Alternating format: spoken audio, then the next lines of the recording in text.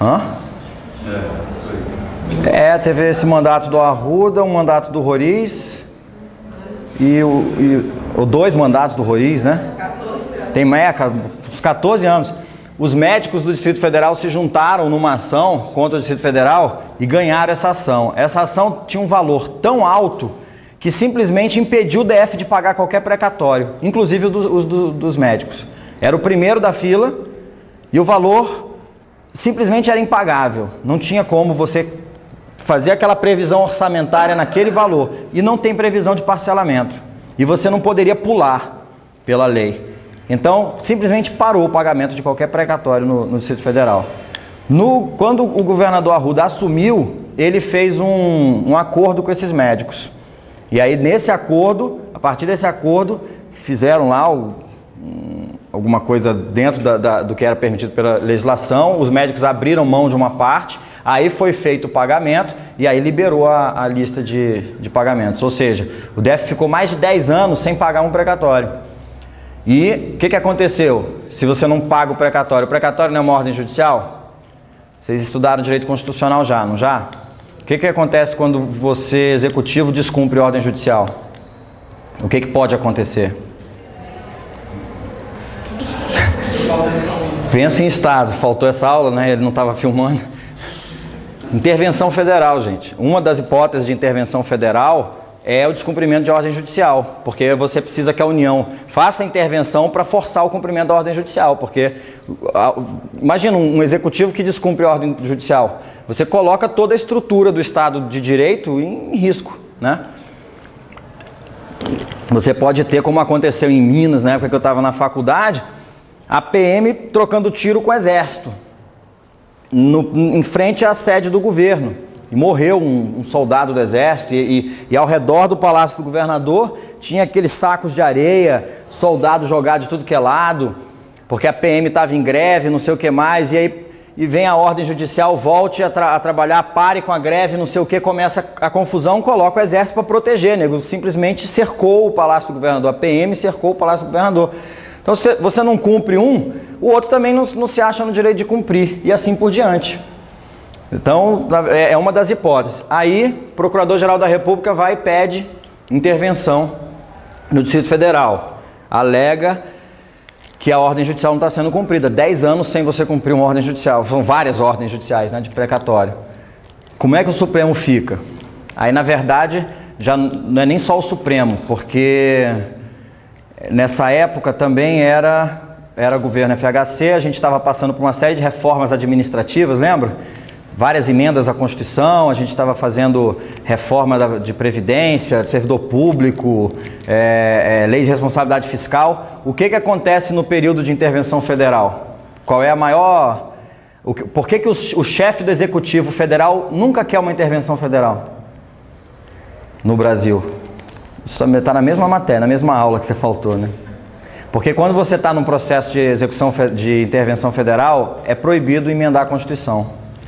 Porque imagina também o risco, o perigo de você estar fazendo uma intervenção e poder emendar a Constituição Federal. Você está controlando um Estado, você está controlando uma das unidades da Federação, então você pode viciar todo o processo, tá?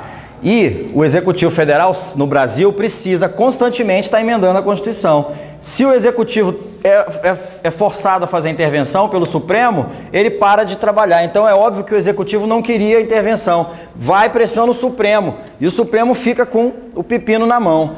Faça a intervenção no Distrito Federal e restabeleça a autoridade do Poder Judiciário, que no nosso caso ainda é mais delicado, porque o nosso Judiciário ele é mantido pela União.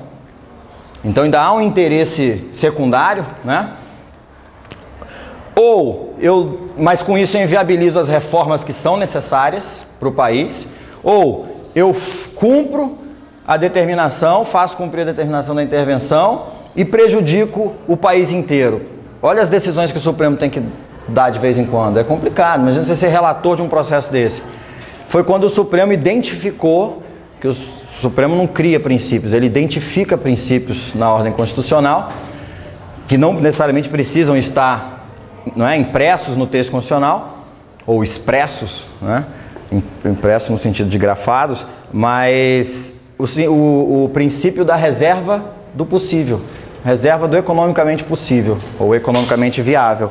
Aí ele diz o seguinte: descumprir decisão judicial não motiva intervenção se o Estado descumpriu porque ele não tem condições financeiras, condições fáticas de cumprir, tá? Aí entra aquela outra discussão que já é mais atual, que é a discussão das decisões judiciais que mandam o Estado comprar medicamentos de alto custo. Vocês sabiam que tem doença que um medicamento custa 250 mil reais? Uma injeção? Que você tem que tomar num mês, e o tratamento é de 6 meses, 8 meses, 10 meses? Ninguém pode pagar isso. Então quem é que a gente vai querer que pague? O Estado, porque a Constituição diz que é dever do Estado saúde. Aí começaram as discussões: o Judiciário pode fazer isso? Dar uma decisão que obriga o Estado a pegar e comprar medicamentos de alto custo? Ou internar o cara numa UTI do melhor hospital de São Paulo às custas do Estado? Os juízes estão concedendo as decisões, e isso chegou para o Supremo. Sabe o que o Supremo tem decidido? O que vocês acham? Que é dever ou não é? Alguns juízes, em primeiro grau, começaram a aplicar a reserva do economicamente possível. Se o Estado não tem condições, não vai precisar fazer. Que esse princípio foi identificado pelo Supremo lá atrás, quando discutiu questão de precatório. Mas você sabe o que o Supremo está decidindo hoje? A gente está falando da vida, que é o bem maior, né? Então eles estão decidindo que o Judiciário pode. Algumas decisões do Supremo são no sentido de que pode. Qual é o argumento? Quanto vocês acham que o governo Lula gastou de publicidade nesses 8 anos de mandato? Você acha que cabe a alegação do advogado-geral da União de que não tem dinheiro para pagar saúde? Então o Supremo tem dito o seguinte: se você tem orçamento para alguma coisa que não é essencial, você tem dinheiro. Agora, se você realmente pega Alagoas, que é um estado quebrado, que não consegue pagar nem o salário dos policiais civis e militares, nem dos servidores públicos, então o serviço essencial já não tem, tudo bem. Aí é reserva do possível. Agora, a União dizer que não tem dinheiro para comprar remédio, se ela tem dinheiro para... Enquanto você puder fazer uma propaganda, umazinha só, não precisa nem ser no horário nobre, pode ser na TV mais vagabunda que tiver, do canal aberto. Enquanto tiver esse dinheiro, isso não é dinheiro essencial. Ninguém precisa de publicidade para governar, para cuidar do bem comum, tá? Isso só para vocês terem uma ideia de precatório, porque em nenhuma matéria da faculdade vocês estudam precatório. Essas questões que eu coloquei aqui, é muito, muito difícil. Então, para vocês terem uma visão, e ela nada mais é do que um dos procedimentos da execução. Chama execução contra a fazenda pública, tá? Vocês encontram aí no Código só basicamente 2 artigos também, não tem? Na Constituição, um artigo, é o artigo 100 da Constituição. E aí no Código é um dos últimos artigos de execução lá do livro 2, não lembro agora de cabeça.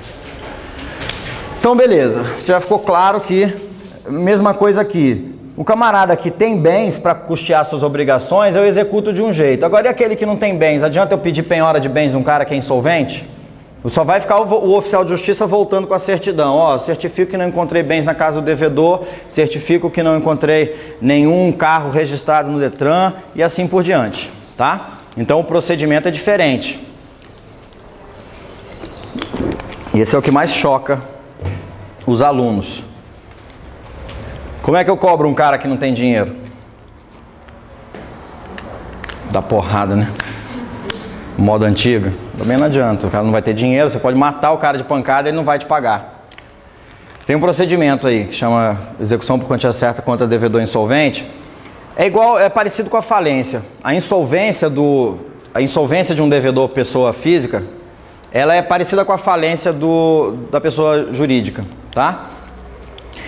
Você faz aquele concurso universal de credores. Então, aquele que cobrou, descobriu que está insolvente, pede que seja estabelecido esse concurso universal de credores. Então, todo mundo que está cobrando é chamado para especificar quanto que deve. O juiz, a partir do momento que declara a insolvência do camarada, esse cara ele não pode mais administrar patrimônio.